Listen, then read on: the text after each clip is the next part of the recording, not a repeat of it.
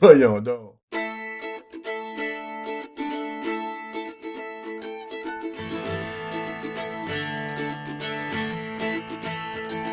Bonjour tout le monde, bienvenue à une nouvelle édition de Voyons donc, l'émission qui rend l'improbable probable. Au micro avec vous, André Mondou, et avec mon très probable complice Michel Payet. Michel, bonjour, comment vas-tu? Bonjour André, ça va mieux, ça va mieux.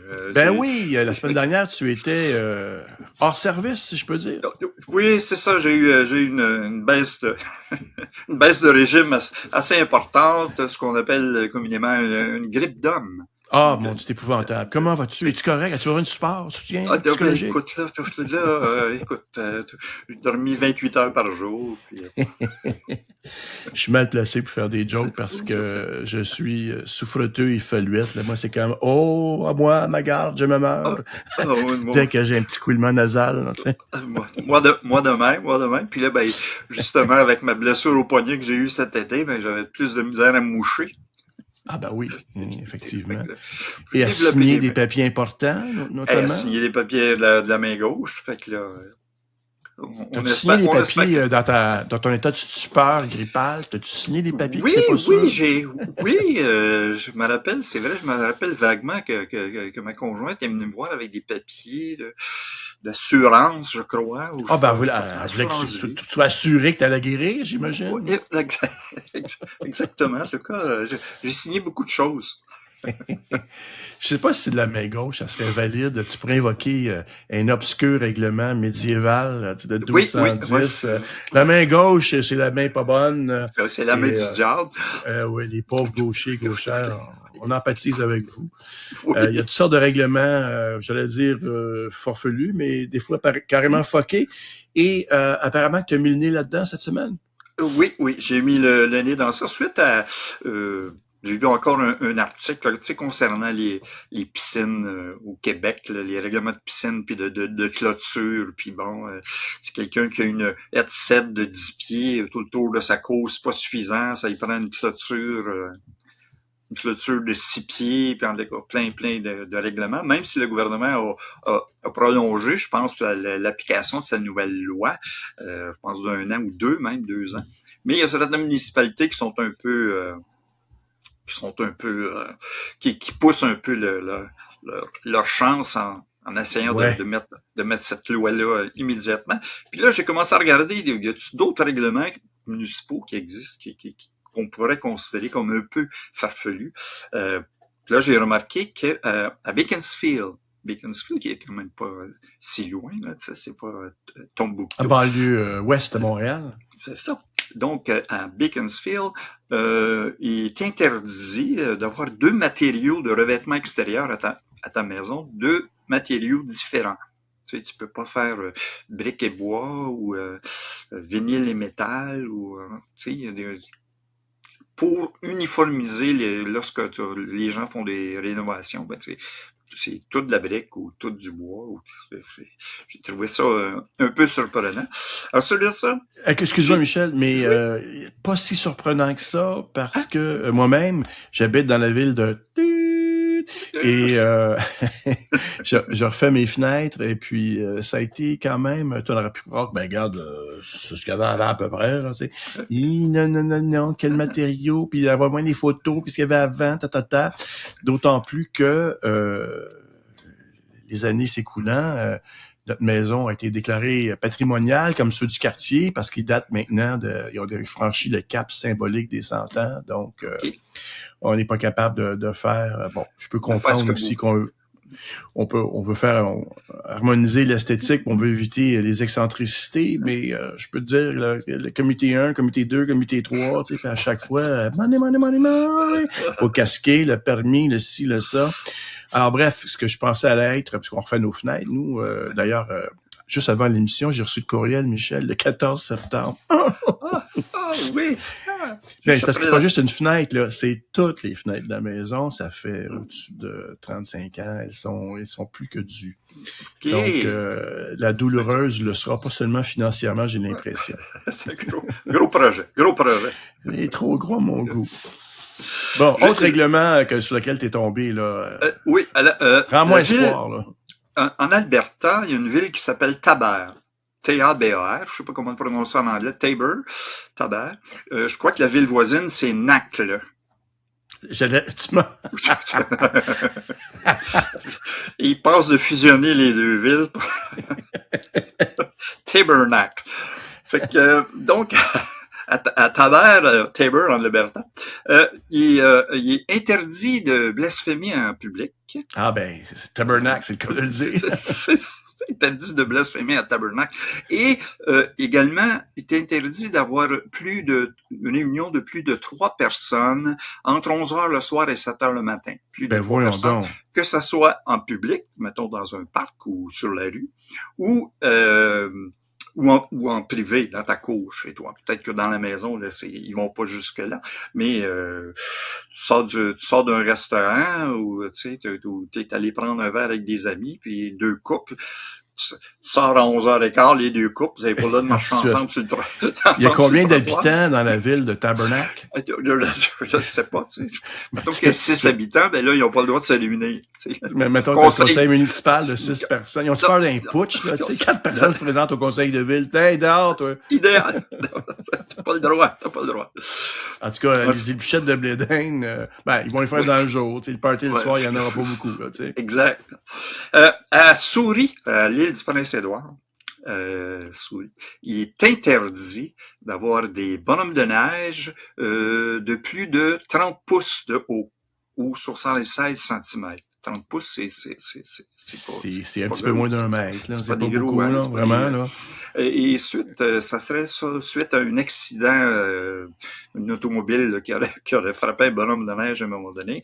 Je ne sais pas si c'est la vieille blague là, de faire un bonhomme de neige autour d'une souche d'arbre.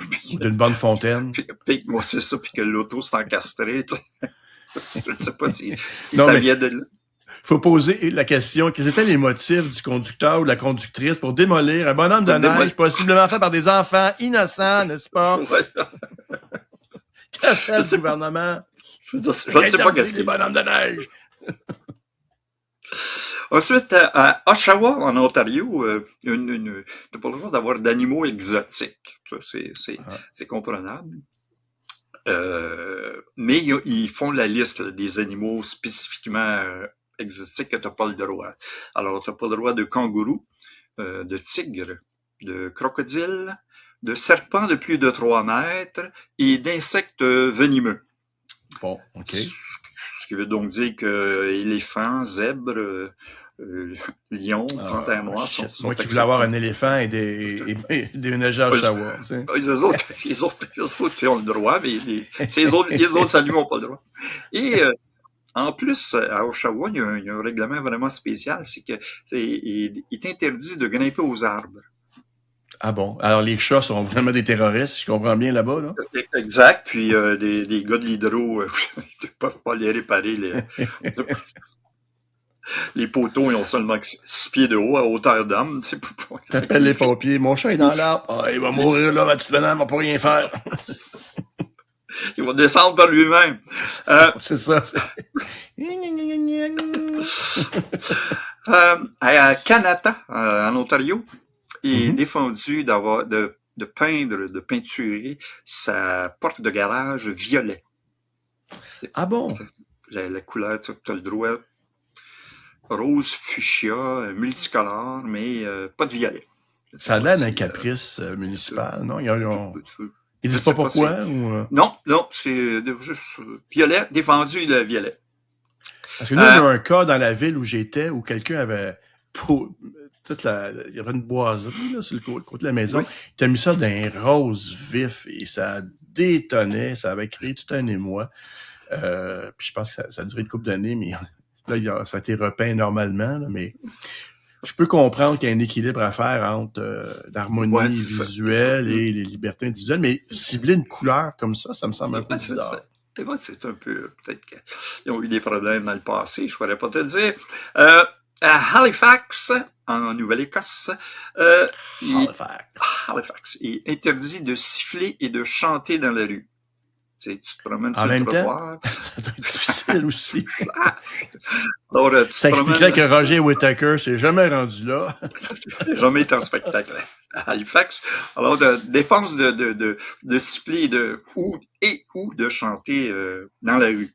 Sans nécessairement que ça soit comme faire un spectacle, mais juste de déambuler sur le trottoir en sifflant, en sifflotant. Semble-t-il que c'est interdit. Est-ce que tu as su pourquoi? Puis ça a l'air un peu, justement, excentrique comme règlement. Souvent, souvent, c'est des règlements qui datent de plusieurs années. Des fois, ça peut être début des années 1900 pour une raison obscure, puis ça resté dans la liste de règlements, puis ça n'a jamais été abrogé, ça n'a jamais été changé. Ni Souvent, renforcé, j'imagine. C'est ça, peut-être à un moment donné, oui, mais ensuite, ça a jamais été changé. Il y avait des choses plus importantes que le règlement de sifflotage sur le trottoir. Faire du ménage dans les vieux règlements. Si Peut-être quelqu'un te donne 2 poules et que tu lui demandes un cochon, tu n'as pas le droit de... C'est ça, peut-être même qu'au début, il n'y en avait pas de trottoir. Exactement. C'est un peu la liste des règlements loufoques que j'ai trouvé. De mon côté, je suis tombé sur un truc loufoque. C'était j'ai remarqué qu'il y a beaucoup de nouvelles qui viennent de Chine. Hein? Je sais pas si tu as remarqué, mais il y a comme un... enfin, pour moi, c'est une montée en présence médiatique. Là, c'est dans les faits divers. Il faut dire aussi qu'avec la grandeur du territoire et le nombre de population, les probabilités de l'improbable sont plus probables que l'improbable. Alors, c'est une femme fortunée qui a décidé qu'elle... moi, je finançais ça. Moi, cette série de télévision-là, c'est une série, on appelle au format court, 7-8 épisodes, puis c'est fini. Okay. Alors, elle dit, j'ai quelques conditions. Alors, c'est 50 épisodes. Ça, c'est court pour eux autres. Mais ça doit être des petits... des petits capsules. Alors, elle a dit, je veux avoir le premier et le dernier mot sur le scénario, puis j'incarne le rôle féminin principal. Alors... Elle avait donc carte blanche. Hein? Alors, elle avait le pouvoir d'arrêter à tout moment toute personne qui osait le contredire, aussi absurde soient ses décisions. Par exemple, le scénario comportait plus de 60 scènes de baisers. Oh, OK. Et malgré les tentatives du réalisateur puis d'équipe technique pour lui dire, voyons donc, ça risque de briser le rythme de l'intrigue. Elle voulait rien savoir. Et je ne sais pas si cette dame fortunée, ses goûts esthétiques étaient liés au fait que l'acteur principal masculin, Zhang Yufei, avait 23 ans. Oh, regardons ça! Et il a dit qu'il a été sous le choc lorsqu'il a senti sa partenaire lui imposer un baiser, un gros French kiss, lors d'une scène romantique. Il dit, j'ai tenté de reculer, mais apparemment, elle l'aurait saisi de force à l'arrière de la tête. Puis, ouais, mon homme, tu vas m'en sacrer un bon. Alors, on rapporte que l'acteur de 23 ans aurait été constamment harcelé sur le plateau par sa partenaire et qu'il y avait juste eu quelques rôles. Il dit, c'est ma chance. Il n'a pas dit un mot, mais... une fois le tournage terminé et puis la série est en phase de production, la plateforme qui est un genre de Netflix, l'équivalent, j'imagine, a visionné quelques épisodes puis elle dit non, c'est trop explicite, il y a trop de scènes de baiser, allez-vous-en chez vous. Ouais, c'est ça. Elle a peut-être tout ce qu'elle voulait, là, ça y a pris 50 épisodes, toute une équipe technique pour avoir je veux Frenchie, un jeune homme avant de mourir. Exact. Et t'imagines le contraire, tu sais. L'inverse qu'un millionnaire, puis il va chercher une jeune fille de 23 ans, là, ça passerait pas. D'un bord comme de l'autre, mais tu sais, c'est fou quand tu sais pas quoi faire avec ton argent, t'en es rendu là. Il y a une cougar coréenne. Exactement. Une cougar qui file à vif allure dans la voie de la vie. La voie de gauche de la vie. Aïe. Parlant de filer dans la voie de gauche, tu me dis que tu avais un truc sur les photoradars. Oui, je suis allé voir une liste de photos, tu sais, les photoradars, lorsqu'on fait un excès de vitesse, puis qu'on reçoit le l'étiquette par la malle, etc. Puis, il y en a certaines assez rigolotes. Vois-tu, aux Pays-Bas, il y a un moteur qui a été flashé, qui a été photographié par un photoradar. Il a passé à 137 km à l'heure. Dans une zone de 70, là, tu sais, là. Sauf que, mettons 10 pieds avant le radar, il a pris une plonge, il a pris une fouille. Puis quand il a passé vis-à-vis le photoradar, il est sur le dos, tu sais, il y a pas de moto, il y a juste lui. Donc il a pas reçu de contravention parce que il y avait pas de véhicule, il y avait pas de moto avec lui. La moto a passé après. Son corps roulait à 68 km/h quand il a passé. 137 km. La voiture, mais son corps après. Donc, lui a passé à 137 km. Ah ouais. Hop, oui, c'est son corps qui a passé. Il a planté solide, là, mais il avait l'équipement en cuir. Mais tu le vois sur le dos, les pattes derrière. Fait que lui, il était flashé, 137. On espère qu'il n'a pas été blessé sérieusement. Est-ce que l'histoire le dit? Non, ils disent que non, il y a eu seulement quelques fractures. à peine quelques égratignures. Une autre photo, il y a quelqu'un qui a été particulièrement chanceux, qui a passé à haute vitesse devant un photoradar. Ils ont pris la photo, mais au moment précis où la photo a été prise, il y a un pigeon qui est passé devant l'objectif du photoradar et qui a camouflé la plaque d'immatriculation du véhicule, avec la personne n'a jamais reçu de contravention. Et après l'enquête, c'était un éleveur de pigeons. Ils les avaient entraînés. C'est ça qui les entraînait pour le suivre. Aussitôt qu'il voyait un photoradar, il plongeait. Ça, c'est être chanceux maudit, ça. Il y a un autre chanceux, c'est en Allemagne, c'est une dame de 82 ans qui a été photographiée par le photoradar à 42 km à l'heure dans une zone de 30. Le problème, c'est que la madame était sur le trottoir en marchette. Mais c'était la modèle de marchette qu'elle avait là, elle là. Je sais pas, c'était avec turbo. Marchette turbo. Avec deux péteux, 45 cc à l'arrière. Écoute, ça passait. Fait que finalement, c'est la voiture derrière elle. Elle a passé au moment où la photo a été prise, mais elle a camouflé encore une fois la photo. Fait que la mémé a passé à 42 km à l'heure. Il y a des fois où c'est bien d'avoir un photoradar. Il y a un jeune homme en France qui a passé dans un village où la limite était à 50 km à l'heure. Puis il a passé dans une rue, là, on ne sait pas sur une route ou une autoroute principale, et il a été photographié à 178 km à l'heure dans le village. Fait que, son permis était suspendu, son auto a été toué. Ça prend un permis pour un engin aérospatial, lui-là. Là. Écoute, 178 d'une zone de 50. En Suède, ils ont fait il y a eu un programme pour psychologie inversée avec les photoradars. C'est-à-dire que les gens qui passaient sous la limite permise recevaient une photo de leur véhicule avec un chèque avec un montant 10 $, 20 $ pour les féliciter d'avoir obéi à la limite de vitesse. Fait que ça a duré seulement que 3 jours parce que tout le monde s'est passé le mot.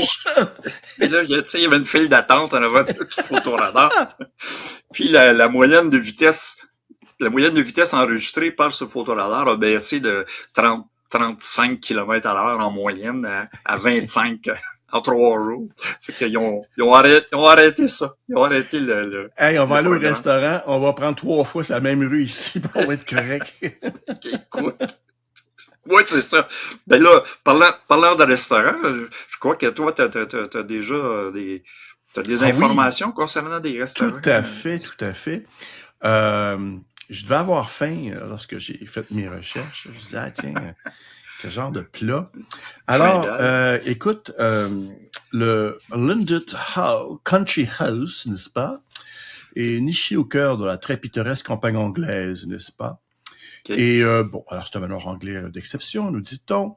Alors des chambres au confort généreux, des soins holistiques bienfaisants et surtout un restaurant dirigé par un chef renommé, Mark Gilbert, ou Gilbert, je ne sais pas si je prononce correctement.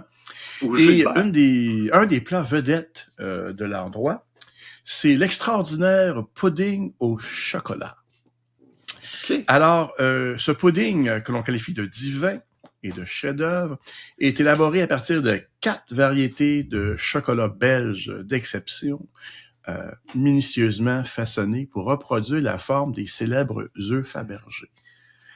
Alors, c'est un pudding qui est onctueux, qui est agrémenté de généreuses couches de gelée au champagne et d'une feuille d'or comestible. Hein? Alors, on sert ça avec une bouteille de champagne haut de gamme et du caviar, pour vraiment. Alors, et l'or, en passant, hein, c'est l'or 24 carats, puis sur l'assiette, des diamants de 2 carats. Okay. Alors, combien coûte cette excentricité gastronomique? Combien serais-tu prêt à payer, Michel? Écoute, je suis en train de calculer le prix d'un roteux comparé à ça. 35 000 US. 35 000 US. Oui, monsieur. Ce qui veut donc dire sur les 12 000 avec les tarifs. Ah, c'est exactement. Canadiens. 200 millions. Puisqu'on parle de nos anciens amis ricains, à Salt Bay. D'ailleurs, je l'avais croisé dans tout ce que nous vomit YouTube et autres plateformes de mise en flux. Ben lui, il fait un steak tomahawk qui est recouvert d'une feuille d'or comestible de 24 carats. Alors, bon, l'or n'apporte aucune saveur, mais bon, il fait ça sur des réseaux sociaux et puis c'est super écœurant. Oh yeah! Bref, ça va t'en coûter 10 000 US pour manger ce tomahawk-là avec la feuille d'or. Et là, tu dis une feuille d'or comestible. Fait que là, tu manges de l'or. Exactement. C'est l'or de manger. Okay. Fait que là, à ce moment-là, quand tu évacues, tu dois tamiser pour récupérer certaines pépites. Je ne sais pas.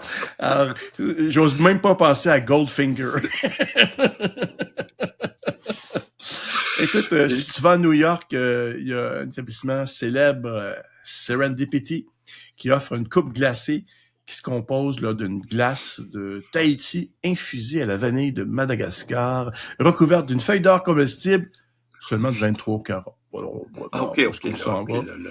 Bon, ça baisse. Écoute, puis la crème à la glace, elle est nappée du chocolat le plus cher au monde. Je ne le connaissais pas. Apparemment, c'est l'Amadei Porcelana. Et alors, non seulement il y a ce magnifique chocolat, on dit qu'il y a des morceaux de chocolat rares, du chao, des fruits exotiques, d'amandes enrobées d'or, des truffes au chocolat et des cerises en pâte d'amande. Bref, on te sert ça avec une cuillère en or de 18 carats et puis cashling 1 000 US, s'il vous plaît. Bon appétit. Un sundae à 1000 US. Un sundae à 1000 pièces, exactement. Ouais. C'est du Dairy Queen de luxe. Alors, après ça, je me suis dit, il me semble que les sushis aussi, ça devrait... Je serais pas surpris. Alors, j'ai fouillé un petit peu et je suis tombé sur un record Guinness pour le sushi, un repas de sushi le plus cher au monde. Alors, on nous dit que c'est le restaurant Sushi Kirimon à Osaka, dont le menu Kiwawi Omakase, je sais pas si je le dis bien. Comment tu m'appelles? Écoute bien, mon japonais est ni bon ni mauvais. Donc, 350 000 yens pour un repas, c'est environ 3 000 Canadiens. Hein? Alors, tu as un assortiment de 20 sushis, surtout des nigiri, puis un rouleau de photomaki. Alors, les taxes, les services, etc. Et qu'est-ce qui justifie un tel prix? Eh bien, il y a un poisson blanc, le til, avec du caviar de beluga, des coupes de thon rouge du Pacifique, dont le ventre, là, le ventre gras, qu'on appelle toro en japonais, et du thon plusieurs variétés d'orsins, de l'ormeau cuit à la vapeur, du crabe poilu. Mon Dieu. Il me semble que ça fait quelque chose sur sa langue. Et on finit avec une crevette tigrée japonaise, une crevette encore au caviar beluga, et puis un congre à la truffe noire. Et pour finir, un imposant futomaki garni de crabes poilus, d'anguilles, d'une mulet, de foie de lotte, d'oursin, de champignons matsukake et de shiitake et d'œufs. Et pour finale, une feuille d'or. Je vois le dénominateur commun. Alors, Michel, ce que je propose, on fait des roteux agrémentés, non pas de moutarde, mais de feuilles d'or. Des guédilles de feuilles d'or. Hey, sur le bord de la route, on pourrait vendre ça, quoi, 500-600 piastres, la poutine? Ouais, exact. Moi, je pense. Mais allons plus, moins luxe, là, une pizza. Hein? Ouais. Ça serait le fun d'avoir une bonne pizza. Eh bien, la pizza Louis XIII, qui est créée par Renato Viola, une pizza de 20 cm, n'est-ce pas? Qui est garnie de 3 variétés de caviar, c'est-à-dire le Sierra Royal Prestige, le Caspia Sierra Royal Classique, originaire de la côte iranienne, et le Caspia Belga. Et la pizza intègre également du homard importé de Norvège, de même que pas moins de 7 variétés de fromage. Alors, elle est servie à Salerne, en Italie, et puis, regarde, donne-moi 12 000 US, puis pars avec les 6 pointes, elles sont à toi. Je suis un peu déçu, il n'y a pas de feuille d'or. C'est ce que j'allais dire. Un peu déçu. Mais, soyons plus raisonnables. Si tu vas à New York, le South Street Seaport, un restaurant qui s'appelle Industry Kitchen, qui est beaucoup plus raisonnable et qui met une feuille d'or 24 carats dans ses tartes et pizzas. Oui. Du fromage bleu Stilton, du foie gras de la Hudson Valley, du caviar Ostrera Platinum. Et on va devenir des experts en caviar. De la truffe noire du Périgord et du caviar d'Alma. Et puis, ça dernier, il faut que tu mettes 700 piastres de plus, là, mais en gros, c'est à peu près 3500 Canadiens pour ta pointe de pizza. OK. Avant pour boire. Je sais pas si tu vas boire après ça. Tout ça. Et puis, pour terminer, là, je me suis dit, c'est quoi le plat de pâtes le plus cher au monde? Eh bien, ça n'a pas été officiellement homologué, mais apparemment, c'était un truc... campagne publicitaire d'un restaurant, le Bici Cucina à New York, qui en 2013 avait fait des pâtes taglioni au homard avec des truffes noires et servi dans une présentation luxueuse, du vin, alors, les convives repartaient avec une assiette Versace décorée à la feuille d'or et pourboire inclus quand même, c'était seulement 2000 US. Ah, OK, c'est raisonnable. C'est raisonnable pour une soirée. Écoute, il y a du monde qui se paye ça, c'est incroyable. En terminant ce long segment, il est peut-être dur à digérer, je m'en excuse, mais je me suis dit quels étaient les restaurants les plus chers du monde. Okay. Alors, Paco Ranchero est un chef madrilène qui est aux commandes du restaurant Le Casino de Madrid, un restaurant 2 étoiles, a créé le Sublimotion en 2014 sous la forme d'une capsule blanche hermétique où les murs, les tables et parfois votre propre champ de vision se transforment en écran. Alors, on te sert une vingtaine de plats. Ça prend environ 3 heures. Il prend 12 convives par soir seulement. Il est booké à l'avance, nous dit-on, et c'est 3000 Canadiens pour aller passer un repas de ça. C'est un... en fait, pour regarder ton iPad pendant que tu manges. Moi, je fais ça gratos. C'est sûr. Ils te servent quelque chose en 3D ou... C'est ça. Mais pas de feuille d'or. Rapidement, le restaurant Alchemist à Copenhague. Le billet coûte 1200 piastres, mais c'est ce qu'il y a de moins cher. T'sais. Alors, si tu vas avec des accords mais 20, ça peut aller jusqu'à... c'est ça, 9600 couronnes, donc c'est à peu près 2500 piastres. Puis tu as même une formule sommelier à ta table pour 3500 piastres de plus, champagne de prestige, etc. Moi, j'irais, mais je prendrais probablement le vin maison. Moi, je prendrais la sauce en extra à 200 piastres. Tu vas de vin maison. Je ne veux pas défoncer mon budget. Tu vas de vin maison, ça va être suffisant. Écoute, Moi, le plus près que j'ai fait de ça, c'est quand j'étais à une conférence à Lyon. Et c'était le jour avant ou suivant ma fête, je me souviens pas, je me suis dit, à Rome, fait comme les Romains, si je vais à Lyon, une fois dans ma vie, je vais Je me fais comme les... payer. Ah ouais, je vais m'offrir la totale.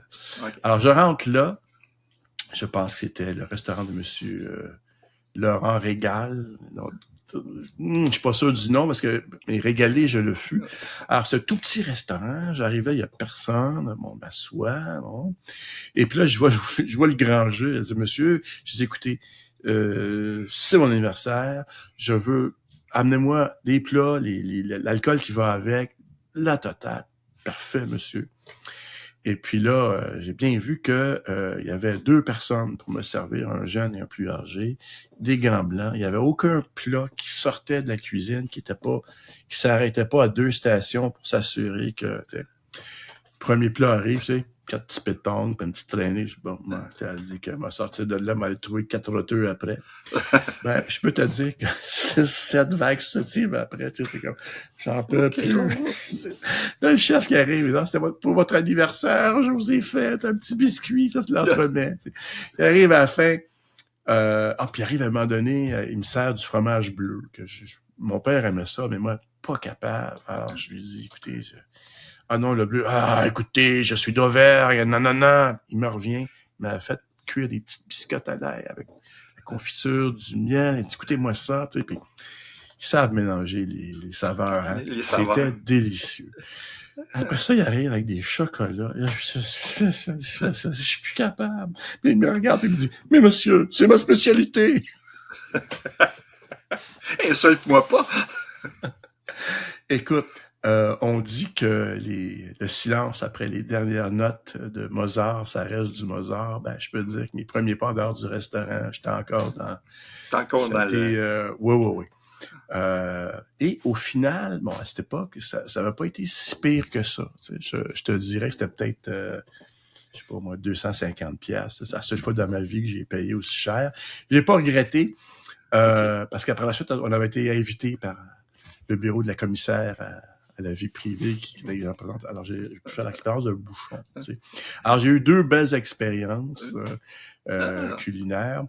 Mais voilà, c'était une autre ligue. Hein. Je veux dire, c'est des restaurants tout petits, feutrés, la bouffe. Et moi, je suis plutôt ostrogoth. Moi, je suis plutôt, donne-moi un gros bol, une grosse cuillère à soupe. Je suis vraiment, là, je suis Godzilla dans un magasin de porcelaine. Mais bon. Alors, j'imagine pour ça. Oui? Au bûcheron, même si on n'a pas la corpulence. On mange comme des... Oui.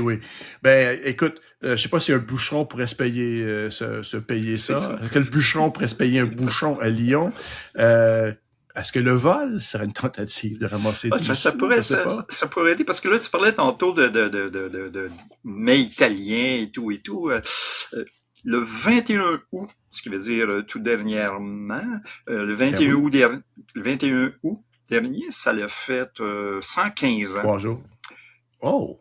Il y a 3 jours. Ça fait 115 ans cette année que le célèbre tableau de Léonard de Vinci, La Joconde, a été volé au musée de Louvre. Ah oui? Oui, ça a été volé. Et c'est un Italien, à ta minute, Vincenzo Perugia, qui était vitrier. C'est lui qui avait installé la vitre qui protégeait le tableau. C'est lui qui a installé la vitre au-dessus du cadre pour protéger la Joconde. Et il était insulté que ce chef-d'œuvre italien soit exposé en France et non pas dans son pays d'origine. Pour lui, l'affaire était claire. Bon, pour pouvoir transparente. Oui. Un vitrier, c'est le cas. Fait que là, le soir venu, il s'est caché dans un débarras à balai. Puis il a attendu et il est allé décrocher le cadre, tout dévissé, il savait comment enlever la vitre, effectivement. Il a pris le tableau de la Joconde, il a mis ça dans son appartement, était dans le double fond de sa valise, en dessous de son lit. Oh my God. Et puis là, le lendemain, le loup s'est bien rendu compte que la Joconde avait disparu. Là, ils ont commencé des enquêtes. Fait qu'ils ont Effaçant tous les sourires des Euh, administrateurs. Fait que là, ils ont enquêté sur toutes les personnes qui avaient accès au tableau, dont notre ami Vincenzo. Ils sont allés le visiter chez lui, à son appartement, mais ils n'ont pas fouillé l'appartement parce que la Joconde se trouvait sous le lit. Et ça a duré comme ça pendant 2 ans, parce que la Joconde a disparu pendant 2 ans. Il s'est fait prendre parce qu'au bout de 2 ans, il est allé dans une galerie d'art dans sa ville natale en Italie pour essayer d'écouler la Joconde. Lui s'attendait à avoir une récompense. Je ramène un chef-d'œuvre italien chez nous. Interpol. Le propriétaire de la galerie d'art, lui, a appelé un expert pour authentifier c'est pas n'importe quel. On le ferait à moins. Bien, ensuite, il a appelé la police et notre ami Vincenzo s'est fait arrêter. Mais ce qui est aussi surprenant, c'est qu'il y a 2 petites choses. Pendant que la Joconde a été disparue du Louvre, l'espace vide où se trouvait accrochée la Joconde a attiré plus de touristes que quand la Joconde était là. Les gens allaient voir le trou où se trouvait la Joconde. Ils payaient pour aller voir l'espace vide de la Joconde. Faire l'expérience du vol, dans le fond. Hein, parce que c'est vrai que ça n'a pas duré longtemps.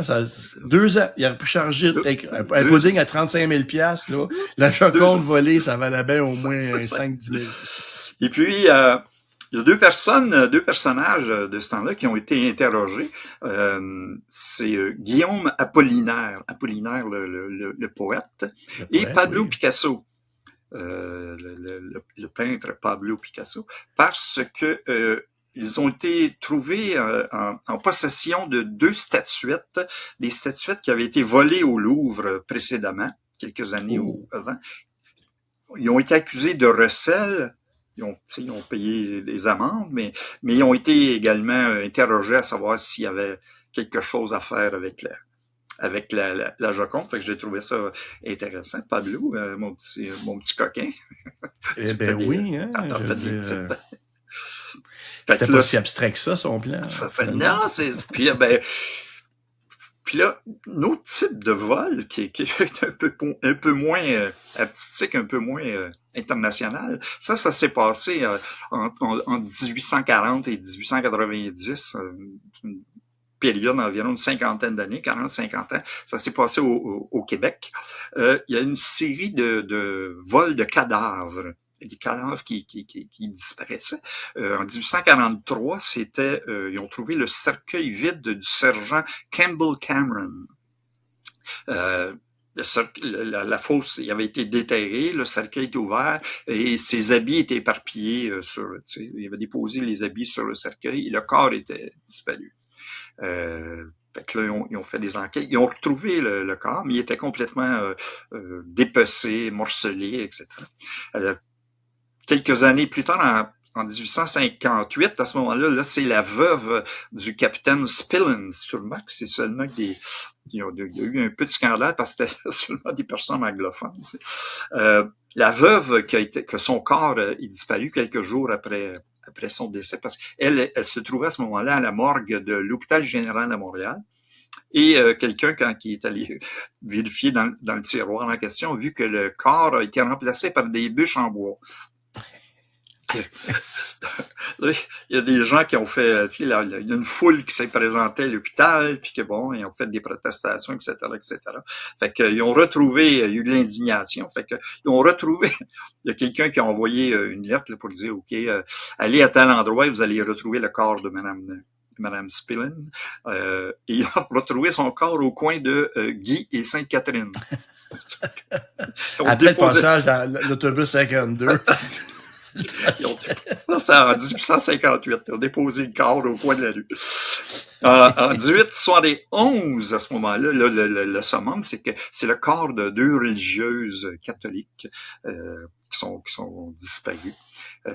Parce que là, faut savoir que dans ces années-là, il y avait un marché pour les cadavres et c'était les élèves des écoles de médecine.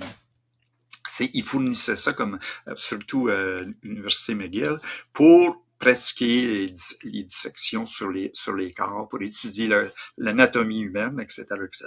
Fait que les corps des personnes étaient souvent vendus. Et à ce moment-là, ça se vendait, si tu ramenais un cadavre, ça se vendait entre 30 et 50 $.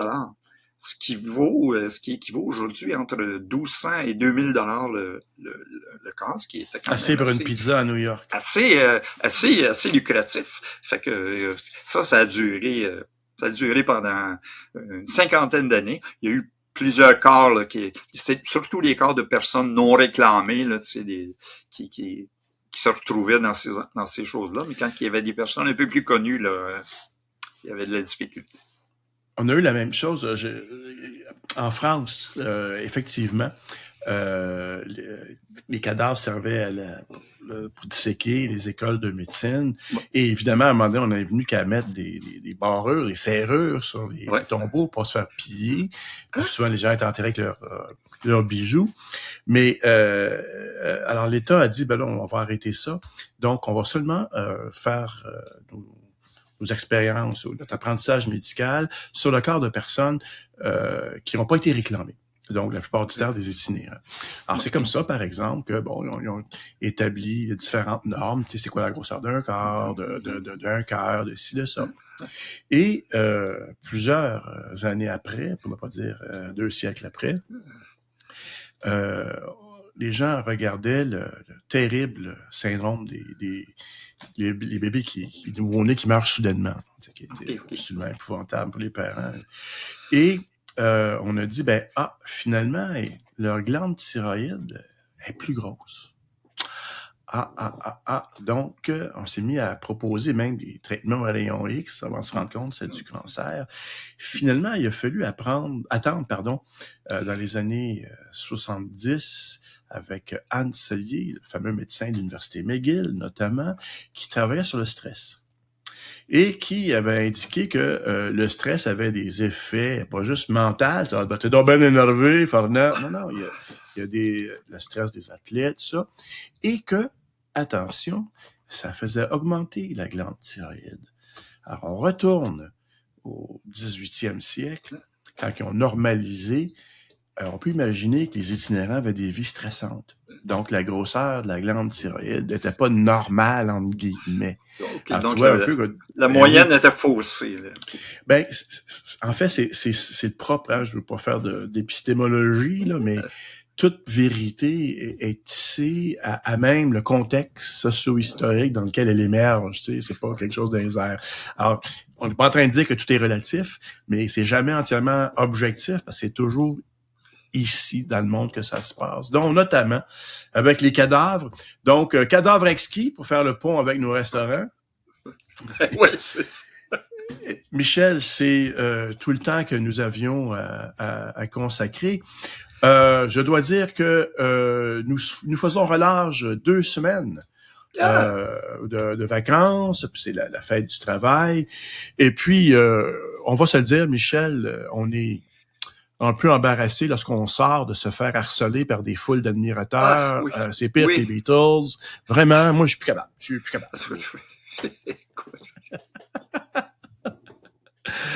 Alors, Michel, je te souhaite donc un bon 2 semaines. Pour ma part, on s'en va voir le petit-fils, donc ça sera des moments de bonheur assurés. Profitez-en. Oui, tout à fait. Alors, tout le monde, on vous souhaite un bon 2 semaines. On va revenir la semaine du 8 septembre, la semaine des tarifs. Paniquons pas. Respirons par le nez et évitons d'être des cadavres. Hein? Bye tout le monde. Bye Michel. Salut André, salut tout le monde.